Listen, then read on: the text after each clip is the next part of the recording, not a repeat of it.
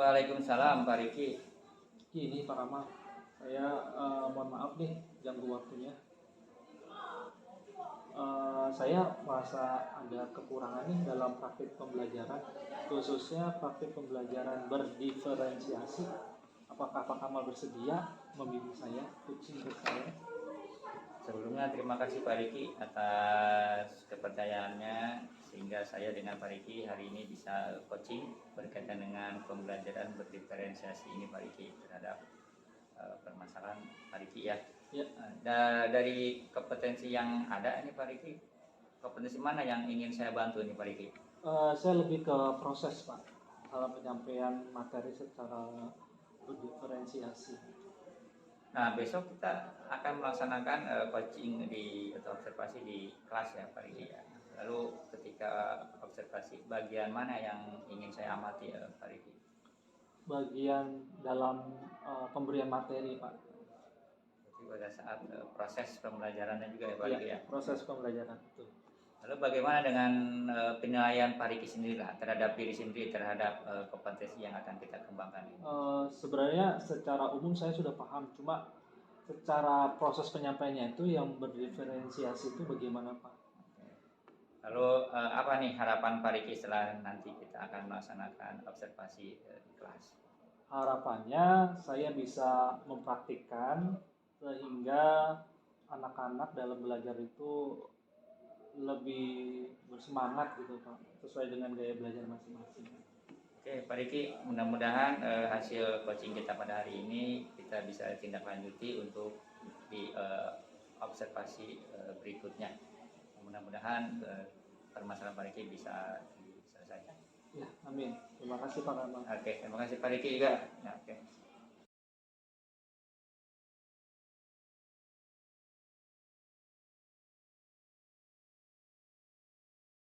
Assalamualaikum. Waalaikumsalam warahmatullahi wabarakatuh. Belajar hari ini sebagai kita berdoa. Mohon untuk ketua kelas memimpin doa sebelum kita mulai pembelajaran ini supaya pembelajaran hari ini dipermudah, dipemahaman, kemudian dapat bermanfaat buat kita. Silakan dibimbing. Sebelum kita mulai pelajaran kita pada pagi hari ini, alangkah baiknya kita berdoa. Doa menurut kepercayaan dan agama masing-masing, berdoa dimulai.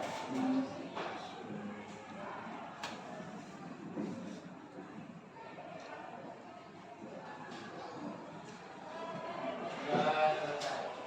Beri salam. Assalamualaikum warahmatullahi wabarakatuh. Waalaikumsalam warahmatullahi wabarakatuh. Anak-anak pada hari ini gimana kabar kalian? Sudah siap kita memulai untuk pembelajaran? Iya. Oke, untuk memulai pembelajaran Bapak ingin memeriksa kesiapan kalian. Minimal kalian memperhatikan lingkungan sekitar, baik bangku, meja, harus dalam keadaan yang bersih dan rapi. Coba dicek dulu kursi, dua meja, tolong diperhatikan.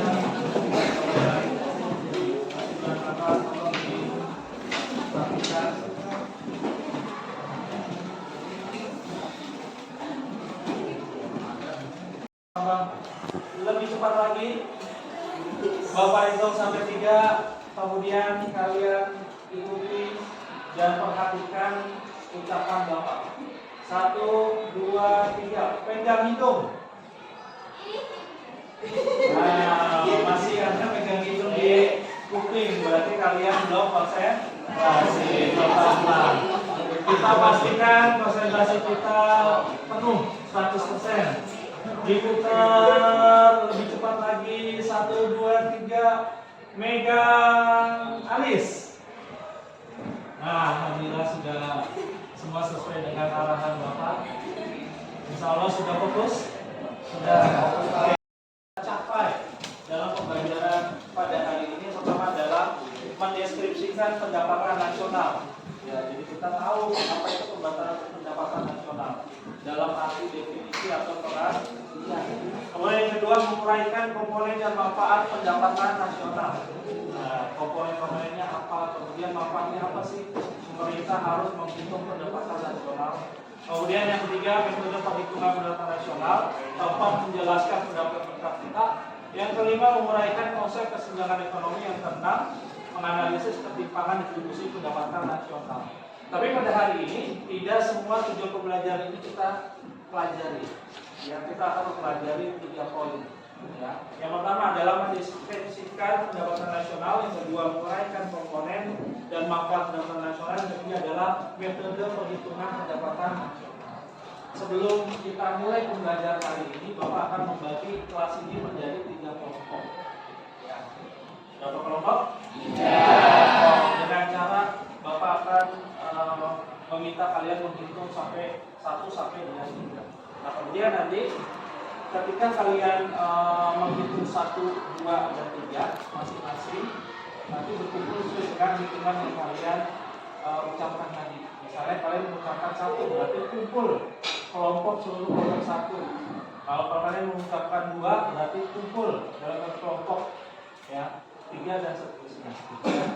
Kemudian kita mulai ya dari depan, dari matematika, silakan 1, 2, mulai lagi dari 1, 2, 3, terus sampai 2.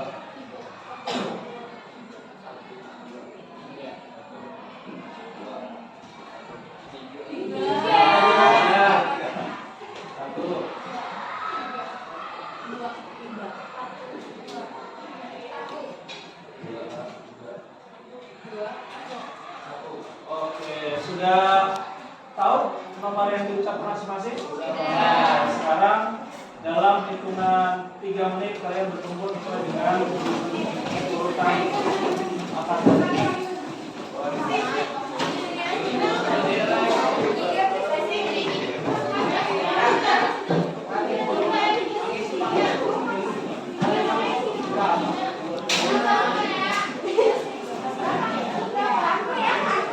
Mati dulu. Sudah? Selesai? Ini kelompok 3.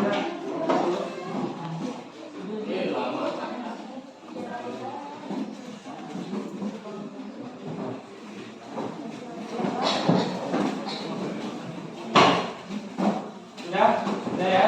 Oke, kita akan memulai inti pembelajaran hari ini. Sebelum dimulai, Bapak akan menyampaikan materi pengantar dulu ya. Perhatikan ke depan. Ya, Bapak akan menyampaikan sebuah gambar. Ya. Perhatikan gambar berikut. Nah, kira-kira setelah kalian amati gambar tersebut, kira-kira gambar apa yang kalian tersirat? Petani sedang apa? Sedang menanam. Ya. Oke, gambar memperlihatkan para petani sedang menanam padi. Hasil pesawahan tersebut merupakan komponen yang dapat digunakan untuk menghitung pendapatan nasional sebuah negara. Nah, ya ternyata ya petani ini berkontribusi dalam menjadi komponen perhitungan pendapatan nasional. Ya. Jadi, nah, di sini ada beberapa pertanyaan pemantik. Yang pertama, apakah Anda dapat menjelaskan apa itu pendapatan nasional dan manfaatnya? Kemudian yang kedua, bagaimana menghitung pendapatan nasional? Yang ketiga, bagaimana hubungannya pendapatan nasional dengan kesenjangan ekonomi? Nah, itu adalah materi yang kita bahas untuk hari ini. Oke. Nah, untuk selanjutnya Bapak akan mengirim link. Ada 2 link. Pertama, link video. Kemudian yang kedua, link berita terkait dengan pendapatan nasional. Akan Bapak kirimkan lewat WA ya ke koordinator kelas 11 Omega ya. Oke, Bapak kirim sekarang, nanti tolong untuk diteruskan ke grup kelas.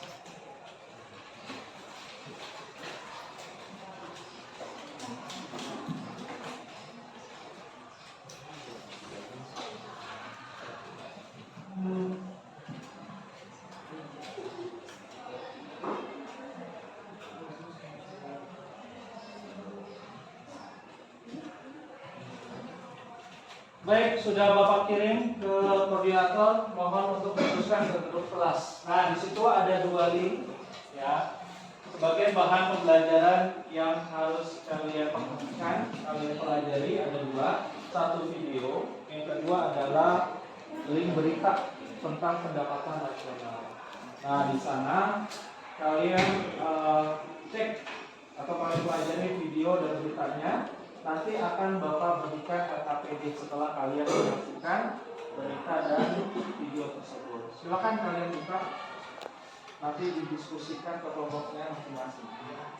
Silakan, sudah bisa dibuka. Ya, dibagi 2 aja. Sebagian buka video, sebagian buka link berita.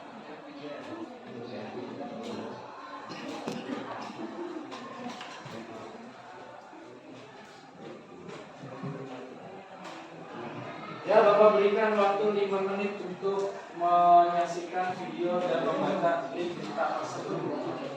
Ya, dari sekarang 5 menit ya. Oke, anak-anak sudah dicermati? Sudah. Oke. Selanjutnya Bapak akan memberikan LKPD. Ya, LKPD ini ada hubungannya dengan materi yang kalian baca dan video yang kalian tonton. Ya, kalian diskusikan. Nanti akan Bapak berikan satu kelompok satu. Nanti kalian diskusikan, kemudian kalian buat laporannya untuk dipresentasikan di depan. Ya, oke. Ini kelompok 2, silakan. Kelompok berapa ini? Kelompok 3. Kelompok 1 ya. Oke, silakan didiskusikan. Ya, dibuat laporannya nanti untuk dipresentasikan. Ya, silakan dikerjakan. Oke, anak-anak sudah selesai belum? Kalau sudah selesai, Bapak akan minta setiap kelompok untuk mempresentasikan hasil laporan atau hasil diskusi yang sudah kalian diskusikan. Ya, kelompok pertama sudah siap? Sudah siap mendiskusikan tentang perhitungan pendapatan nasional dengan pendekatan pendapatan. Ya, kelompok 2 dengan pendekatan pengeluaran, kelompok 3 dengan pendekatan produksi. Oke, kelompok 1 silakan perwakilannya maju ke depan.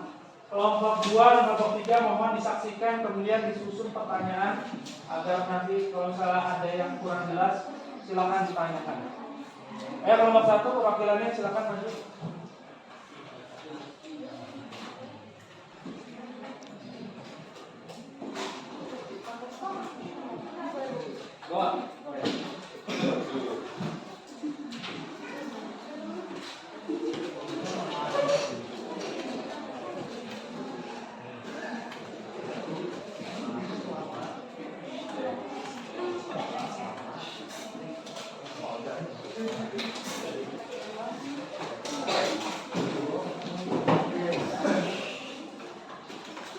Oke, silakan.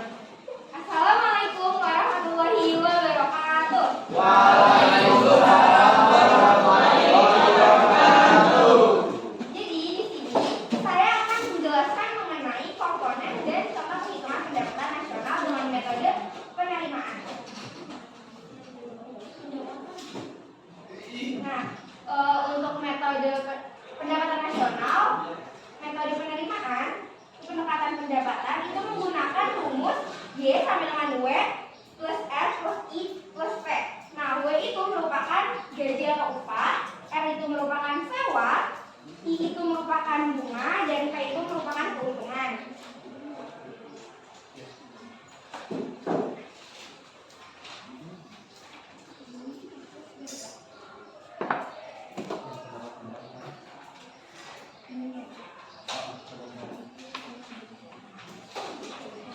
Dengan rumus berikut.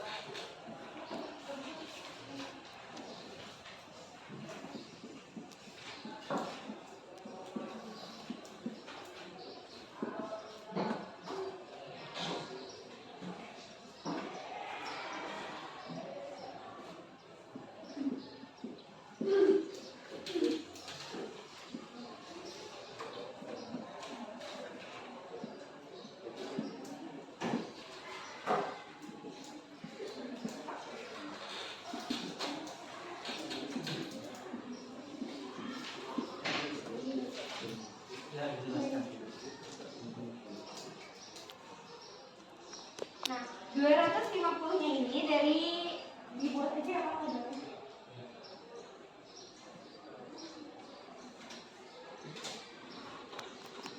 Dasarnya sesuatu Di sini. 250 itu merupakan upah. Ini ada di rumus ya biasanya teman-teman. Jadi WRIP itu biasanya ada di rumus-rumusnya. Ada di tabel, nanti bakal ada tabel isinya angka-angka tersebut. Jadi untuk mencari pendekatan pendapatan, rumusnya sebagai berikut ya. Nah, tinggal dimasukin aja nih angka-angkanya. Jadi gaji itu merupakan gaji itu 250, biaya sewa itu 280, untuk bunga itu 680, dan keuntungan itu atau profit itu 950, dan berikut hasilnya. Oke. Ada yang ingin bertanya? Ya, yang belum jelas silakan. Satu orang, satu kelompok. Assalamualaikum warahmatullahi wabarakatuh. Waalaikumsalam warahmatullahi wabarakatuh. Nama saya Maulidina Faiza dari kelompok 3. Izin bertanya, kan tadi Hesti menjelaskan cara menghitung metode pendapatan itu seperti apa. Nah, sekarang saya pengen tahu pengertian metode pendapatan itu apa sih, dan faktor yang mempengaruhi dari rumus tersebut itu apa aja? Terima kasih. Iya. Terima kasih Maulidina atas pertanyaannya. Untuk faktor pertanyaan yang akan saya jawab yang pertama itu faktor produksinya dulu ya. Faktor produksi itu Boleh dijelaskan? Nah, untuk faktor produksi yang pertama itu ada SDM. SDM itu biasanya mengambil gaji atau upah seseorang. SDM sumber daya manusia ya teman-teman. Nah, selanjutnya yang kedua ada SDA, sumber daya alam. Biasanya itu diambilnya melalui sewa. Nah, selanjutnya ada SD modal, sumber daya modal. Itu biasanya diambil untuk bunga. Dan selanjutnya ada keahlian, diambilnya dari keuntungan. Pertanyaan pengertian metode pendapatan.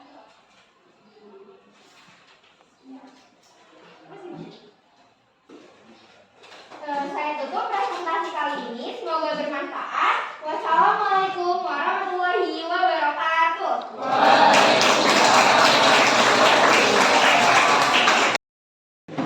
Oke, terima kasih untuk kelompok 1, kelompok 2, dan kelompok 3 yang sudah mempresentasikan hasil laporannya. Alhamdulillah sudah cukup baik ya. Sudah sesuai dengan harapan atau tujuan yang tadi kita utarakan di awal ya. Nah, sekarang kita akan menuju ke penutup. Kita harus merefleksikan apa yang sudah kita pelajari hari ini. Kira-kira Bapak ingin tahu perasaan kalian setelah mempelajari pendapatan nasional? Ada yang ingin tunjuk tangan, mengucapkan perasaannya bagaimana setelah mempelajari materi ini? Satu orang silakan. Ayo. Nabila. Ayo. Nabila, gimana perasaannya setelah mempelajari materi yang kita sampaikan hari ini, kita diskusikan?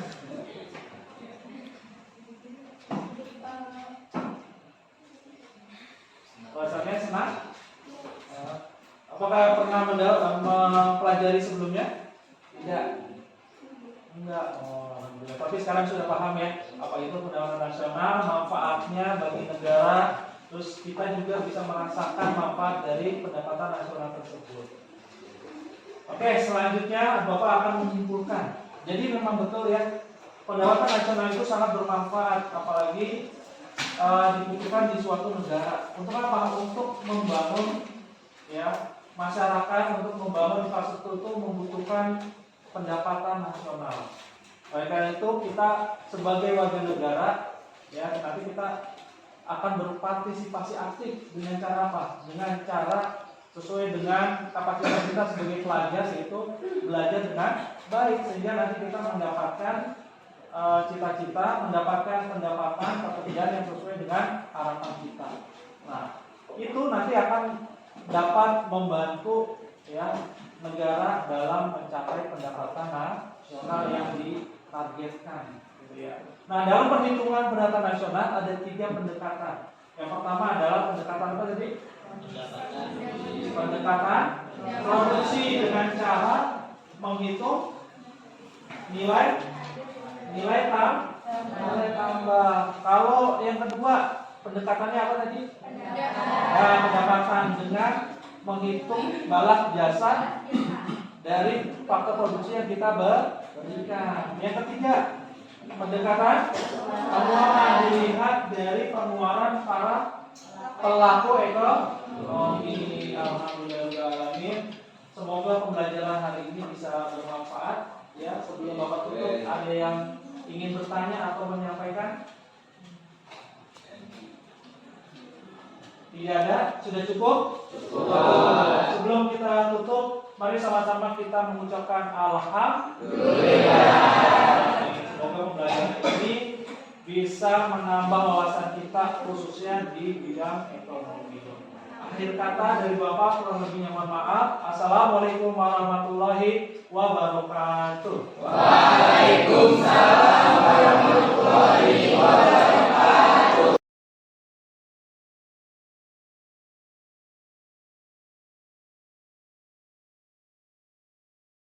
Warahmatullahi wabarakatuh. Waalaikumsalam warahmatullahi wabarakatuh. Salam sejahtera untuk kita semua. Alhamdulillah pada hari ini saya Kamaludin CGP Angkatan 8 akan melaksanakan diskusi pasca observasi. Pada hari ini saya didampingi oleh Bapak Yopi Yanlapi selaku pengajar praktik, didampingi oleh Ibu Nurmada dari perwakilan KCD, dan tentu Bapak Riki Muharam selaku rekan sejawat. Oke Pak Riki, kita bisa mulai untuk pembelajaran diskusi hari ini. Iya, bisa Pak, silakan. Bagaimana kabarnya Pak Riki hari ini? Alhamdulillah baik Pak hari ini kabarnya.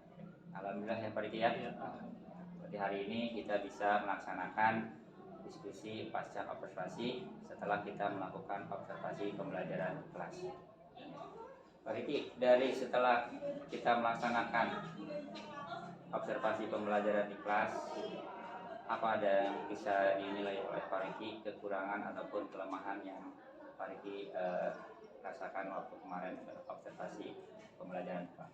Ya, untuk pengalaman saya kemarin ya ketika diobservasi oleh Pak Kamal, itu memang pertama alhamdulillah pengalaman buat saya. Yang kedua memang ketika proses pembelajaran khususnya di dalam kerja kelompok siswa memang terlihat ya itu tidak antusias, tidak ada komunikasi secara efektif, cenderung saling menunggu, diam gitu ya. Itu mungkin Pak yang saya rasakan. Dari apa yang Pak Riki sampaikan tadi bahwa ketika saat diskusi kelompok masih ada kurang optimal ya interaksi dengan siswa ataupun murid. Ada hal lain nggak Pak Riki ini jadi permasalahan waktu kemarin Pak Riki melaksanakan pembelajaran kelas? Ya, yang kedua mungkin yang saya rasakan ya permasalahannya itu kesulitan dalam melaksanakan penilaian sikap. Selain dari yang dua tadi yang sudah Pak Riki sampaikan, ada kekurangan atau kelemahan lain yang masih perlu Pak Riki kembangkan? Ada juga variasi mengenai apa ya, untuk meningkatkan fokus siswa itu ya, terkadang memang di saya itu kurang variatif atau speaking yang kurang efektif.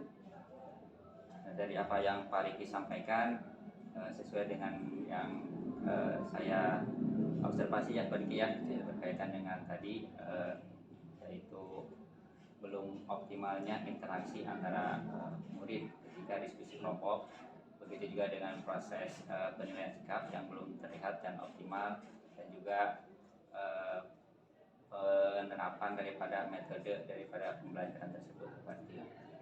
Nah, Pak Riki, untuk meningkatkan kekurangan atau kelemahan tadi Pak Riki ya, strategi apa nih yang akan Pak Riki lakukan?